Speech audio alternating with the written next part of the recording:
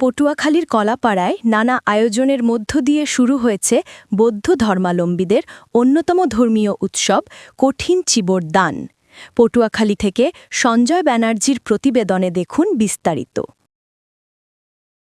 শুক্রবার সকাল ৯টায় উপজেলার বালিয়ারতলী ইউনিয়নের তুলাতলী পাড়া বৌদ্ধ বিহারে এ উৎসব শুরু হয়। এ উৎসব উপলক্ষে ভোর থেকে নতুন পোশাকে সজ্জিত হয়ে এ বিহারে উপস্থিত হন পরগনা, তালতলী ও কুয়াকাটার শত শত রাখাইন নরনারী।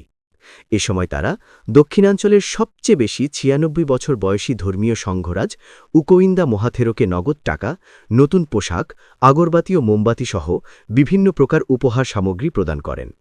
এছাড়া পটুয়াখালী ও বরগুনার ১০ জন ঠাকুরকে চিবর দানস্বরূপ নতুন পোশাক প্রদান করা হয়।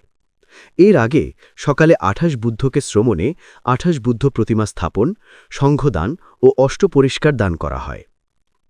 তুলাতলী বৌদ্ধ বিহারের সভাপতি মং তেন চিংয়ের সভাপতিত্বে অনুষ্ঠানে দেশের মঙ্গল কামনায় বিশেষ প্রার্থনা করা হয়। দিনভর এ উৎসব চলবে।